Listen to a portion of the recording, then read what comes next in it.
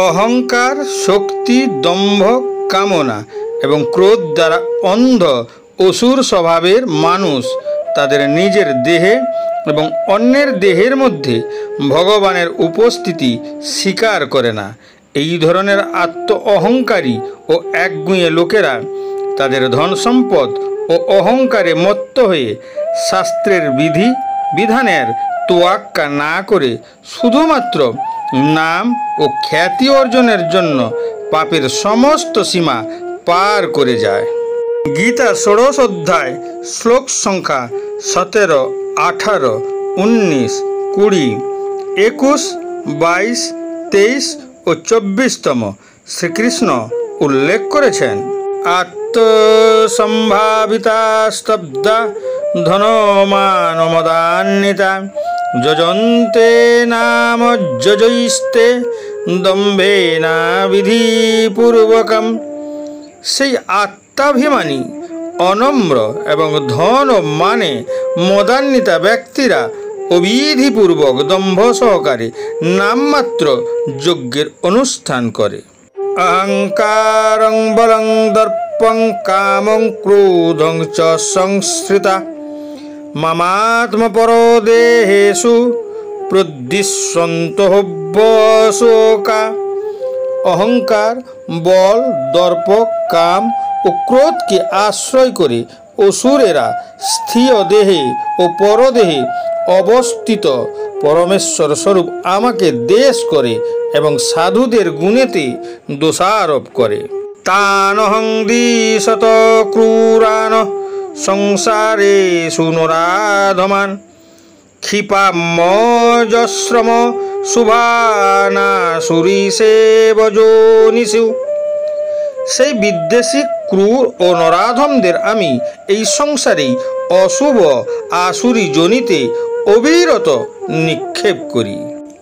আসুরিং যোনিমাপন্না মূঢ়া জন্মনি জন্মনি মামপ্রাপ্যৈব কৌন্তেয় ততো যান্তধমাং গতিম।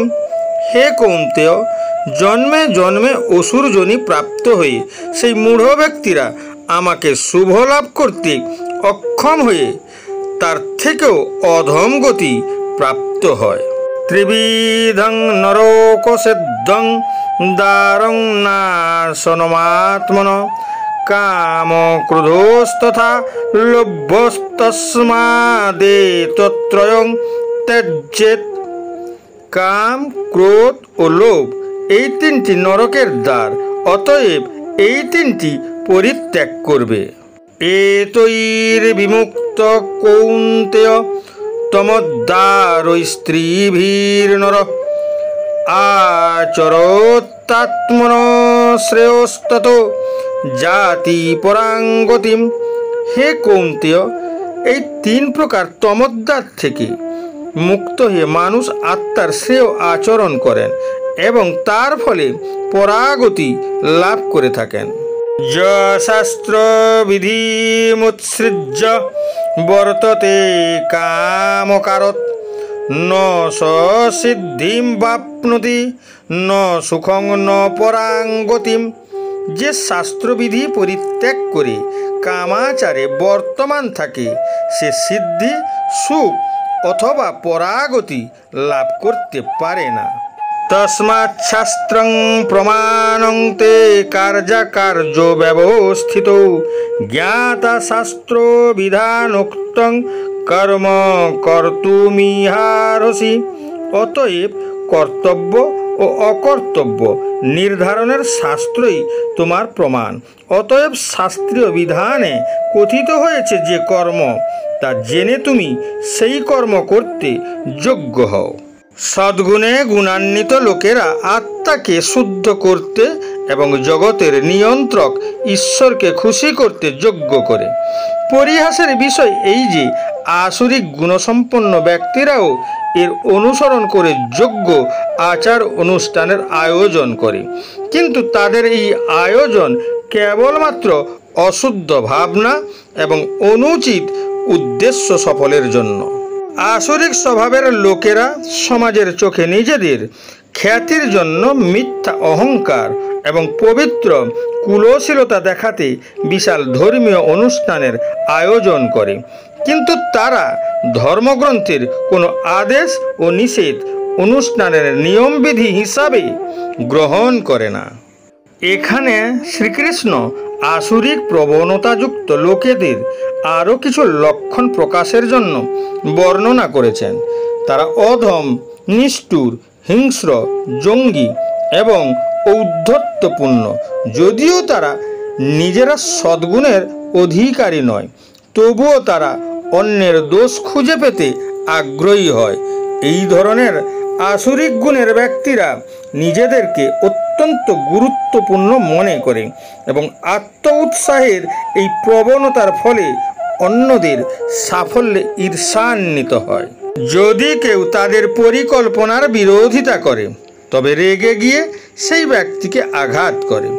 ঈশ্বরকে অস্বীকার করার ফলস্বরূপ অপরকে আঘাত, পক্ষান্তরে সে নিজের আত্মা অর্থাৎ ঈশ্বরকে আঘাত করে। শ্রীকৃষ্ণ পুনরায় আসুরিক মানসিকতার পরোক্ষ পরিণতি বর্ণনা করেছেন। তিনি বলেন যে পরবর্তী জীবনে তিনি তাদেরই সমপরিবারে জন্ম দেন, যেখানে তারা একই উপযুক্ত আসুরিক পরিবেশ পায়, যেখানে তারা তাদের অনিয়ন্ত্রিত আকাঙ্ক্ষাগুলি প্রয়োগ এবং প্রকাশ করতে পারে। এই শ্লোকে শ্রীকৃষ্ণ স্পষ্ট করেছেন, জন্ম, জন্মস্থান ও পরিবেশ নির্ণয় করা আত্মার হাতে নয়, ঈশ্বরই সর্বময় কর্তা। তাই তিনি মানুষের কর্মের প্রকৃতি অনুযায়ী সিদ্ধান্ত নেন। এই রকম আসুরিক মানুষগুলিকে ঠেলে দেন নিম্ন শ্রেণীর মানুষের মধ্যে, কিংবা সাপ, টিকটিকি ও বিচ্ছুর মতো নিকৃষ্ট প্রজাতির মধ্যে, যারা হিংস্র মানসিকতার পাত্র হয়। শ্রীকৃষ্ণ এখন আসুরিক প্রবণতার মূল কারণ হিসাবে তিনটি তুচ্ছ কারণ, কাম, ক্রোধ ও লোভকে চিহ্নিত করেছেন। এর আগে অধ্যায় 3 শ্লোক সংখ্যা 36 অর্জুন প্রশ্ন করেছিলেন, কেন মানুষ না চাইলেও পাপ করতে উদ্বুদ্ধ হয়? মনে হয় তাদের পাপ কাজ করাতে বাধ্য করানো হয়। শ্রীকৃষ্ণ উত্তর দেন যে এটি আকাঙ্ক্ষা, যা পরে ক্রোধে পরিণত হয়ে জগৎধ্বংসকারী শত্রুতে পরিণত হয়। দ্বিতীয় অধ্যায় শ্লোক সংখ্যা 62 উল্লেখ অনুযায়ী লোভ ও লালসায় রূপান্তরিত হয়। সুতরাং কাম, ক্রোধ ও লোভ হল ভিত্তিপ্রস্তর, যা থেকে আসুরিক পাপগুলি বিকাশ লাভ করে। এগুলি মনের মধ্যে তিক্ততা তৈরি করে এবং সমস্ত মন্দকে পথ করে দেওয়ার উপযুক্ত জায়গা করে তোলে। ফলস্বরূপ শ্রীকৃষ্ণ এগুলিকে নরকের দরজা হিসাবে চিহ্নিত করেছেন এবং বিশেষভাবে আত্মধ্বংস এড়াতে তাদের থেকে দূরে থাকার পরামর্শ দিয়েছেন। যারা আত্ম উন্নতি চাইছেন তাদের এই তিনটি ভয় থেকে দূরে থাকতে হবে। শ্রীকৃষ্ণ কাম, ক্রোধ ও লোভ ত্যাগের ইতিবাচক ফলাফল বর্ণনা করেছেন। যতক্ষণ এগুলি বিদ্যমান থাকে, মানুষ প্রিয় বা আনন্দের প্রতি আকৃষ্ট হয়, যা শুরুতে আনন্দদায়ক মনে হলেও শেষে তিক্ত হয়। কিন্তু যখন বস্তুগত বাসনা কমে যায়, তখন বুদ্ধি স্বাভাবিক আসক্তি থেকে মুক্ত হয় এবং প্রেমের সাথে চলার নিকটবর্তী দৃষ্টি বুঝতে শুরু করে। তখন মানুষ আবার সুখ ও সুখের পথের দিকে আকৃষ্ট হয়, যা বর্তমান সময়ে বেদনাদায়ক মনে হলেও শেষ পর্যন্ত আনন্দদায়ক হয়। যারা কৃতিত্বের পথে আকৃষ্ট হয় তাদের জন্য জ্ঞানের পথ সুগম হয়। তারা তাদের আত্মার অভ্যন্তরীণ কল্যাণের জন্য চেষ্টা শুরু করে, যা তাদের চূড়ান্ত লক্ষ্যের দিকে নিয়ে যায়। দেবাসুর সম্পদ বিভাগ যোগ ধর্মীয় গ্রন্থগুলি মানুষকে জ্ঞানার্জনের যাত্রার নির্দেশিকা প্রদান করে।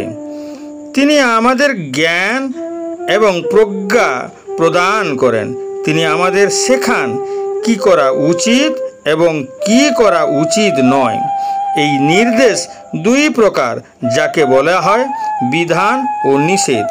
কিছু ক্রিয়া অনুসরণ সংক্রান্ত নির্দেশকে বিধান বলে, কিছু কার্য সম্পাদন না করার নির্দেশকে বলা হয় নিষেধ।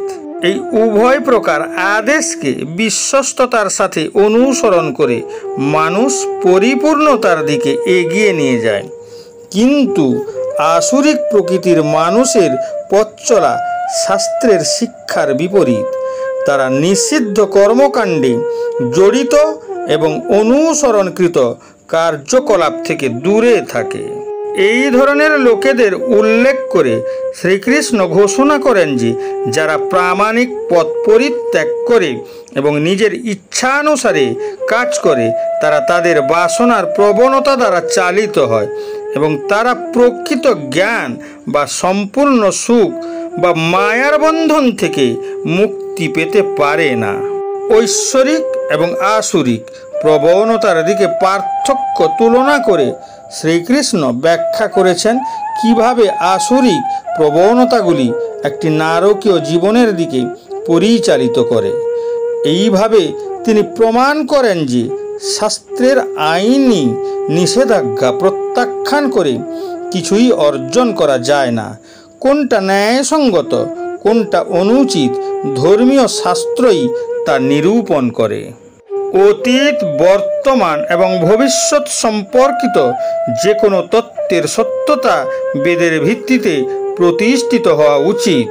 অতএব শ্রীকৃষ্ণ অর্জুনকে শাস্ত্রের শিক্ষাগুলি বুঝাতে এবং সেই অনুযায়ী কাজ করাতে পরামর্শ দিয়ে তিনি তার এই অধ্যায়ের উপদেশ শেষ করেন।